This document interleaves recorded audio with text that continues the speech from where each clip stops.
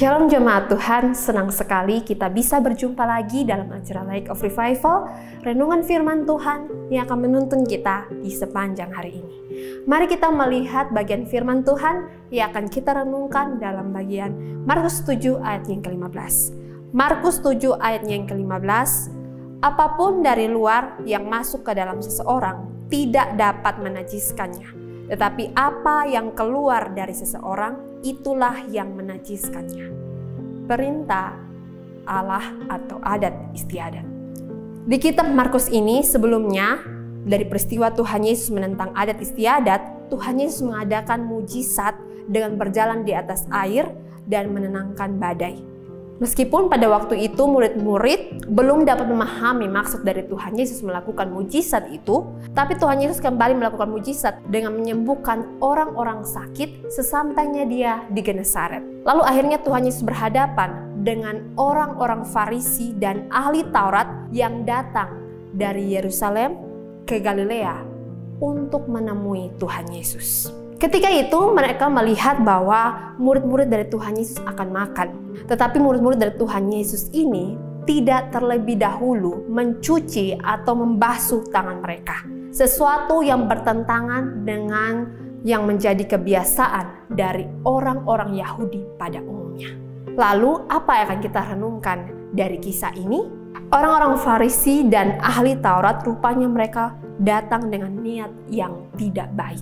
Jauh-jauh dari Yerusalem ke daerah Galilea, daerah di mana Tuhan Yesus begitu terkenal, bukan untuk belajar, tetapi mereka ingin melawan ajaran dari Tuhan Yesus. Apalagi mereka memiliki bukti tentang ajaran dari Tuhan Yesus yang tidak sesuai dengan adat istiadat Yahudi. Adat yang mengharuskan orang Yahudi untuk terlebih dahulu membasuh atau mencuci tangan mereka sebelum makan. Bahkan pembasuhan atau pembersihan ini harus dilakukan berkali-kali. Di kesempatan inilah Tuhan Yesus menentang orang-orang Farisi dan ahli Taurat itu. Tuhan Yesus menentang dengan mengatakan kepada mereka bahwa mereka, orang Farisi dan ahli Taurat, adalah orang munafik. Orang-orang yang hanya mementingkan adat istiadat atau apa yang kelihatan oleh mata. Mereka yang berpura-pura atau ingin terlihat memuliakan Tuhan Allah, padahalnya dalam hati mereka tidak ingin memuliakan Allah. Para Farisi dan ahli Taurat begitu ingin menunjukkan akan ketaatan dan kesalehan mereka dalam hal menaati peraturan di dalam bangsa Yahudi. Tetapi sayangnya mereka tidak menyadari bahwa Tuhan Yesus tahu persis mereka seperti apa.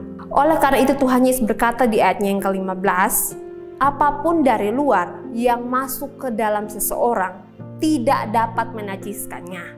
Tetapi apa yang keluar dari seseorang, itulah yang menajiskannya. Yang najis bukanlah apa yang masuk atau apa yang dimakan oleh murid-murid pada waktu itu. Tetapi apa yang keluar dari diri seseoranglah yang membuat seseorang itu najis. Dan ini menunjuk kepada kerohanian sebenarnya dari para Farisi dan ahli Taurat yang mementingkan ketaatan yang di luar, tetapi dalam hati mereka tidak.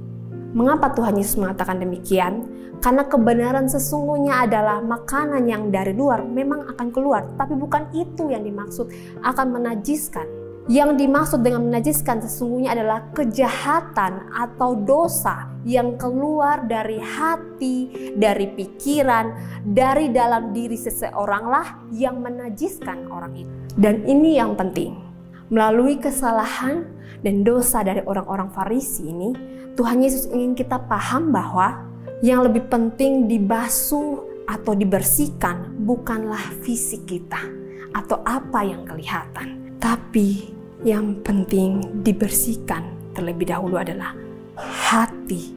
Dan ini yang penting. Melalui kesalahan dan dosa dari orang-orang Farisi, Tuhan Yesus ingin kita paham bahwa yang lebih penting dibasuh atau dibersihkan bukanlah fisik kita, tetapi hati kita. Karena percuma begitu tekun kita membersihkan fisik atau apa yang kelihatan dari diri kita, tetapi hati kita tidak dibersihkan. Ini bukan berarti kita tidak boleh merawat diri kita, memperhatikan diri kita. Tidak. Memperhatikan fisik, memperhatikan yang di luar, itu penting. Tetapi jangan sampai lupa memperhatikan rohani atau hati atau pikiran kita sendiri. Karena Tuhan Yesus menyebut munafik orang-orang yang hanya peduli dengan fisik atau apa yang kelihatan, tetapi rohaninya, hatinya, pikirannya tidak dibersihkan, tidak diperhatikan. Ingat, Tuhan tahu keadaan kita yang sebenarnya, bahwa kita manusia terlahir sebagai orang berdosa. Status kita yang demikian membuat kita mau kelihatan taat seperti apapun, mau kelihatan saleh seperti apapun, mau kelihatan baik seperti apapun, tanpa hati, tanpa kerohanian, kita dilayakkan, ditebus, dipimpin oleh Tuhan Yesus, sepenuhnya itu tidak akan berarti apa-apa. Oleh karena itu, bagi kita yang sampai saat ini belum percaya kepada Kristus, belum terima Kristus sungguh-sungguh sebagai Tuhan dan Juru Selamat, sebenarnya kita tidak pernah layak. Tapi bersyukurlah kalau di antara kita sudah sungguh-sungguh percaya dan terima Tuhan Yesus. Karena sebenarnya keadaan kita sudah dilayakkan dan dipimpin oleh-Nya. Biarlah firman Tuhan ini boleh memberkati kita. Mari kita satu di dalam doa. Mari kita berdoa. Ya Tuhan Yesus, terima kasih untuk kebenaran firman Tuhan yang boleh kami dengar dan kami renungkan. Kami pada hari ini diingatkan, disadarkan tentang betapa pentingnya keadaan rohani kami diperhatikan atau dibersihkan atau dilayakkan oleh-Mu Tuhan. Karena sebaik apapun kami, setaat apapun kami, tanpa hati, tanpa rohani kami dibersihkan dan dilayakkan oleh Engkau, maka kami tidak pernah layak di hadapan-Mu Tuhan. Oleh karena itu, bagi kami yang belum sungguh-sungguh terima Engkau sebagai Tuhan dan Juru Selamat, kami mohon membuat kami sadar akan dosa-dosa kami dan mau menerima Engkau sebagai Tuhan dan Juru Selamat satu-satunya. Demikianlah hidup kami boleh layak dan boleh menyenangkan hati-Mu Tuhan. Kami mohon ampun untuk semua dosa yang kami lakukan menyakiti hati suci-Mu Tuhan. Dalam nama Tuhan Yesus Kristus, kami telah berdoa. Amin. Jemaat Tuhan, mari jadikan firman Tuhan sebagai terang dan pelita dalam kehidupan kita. Tuhan Yesus memberkati kita.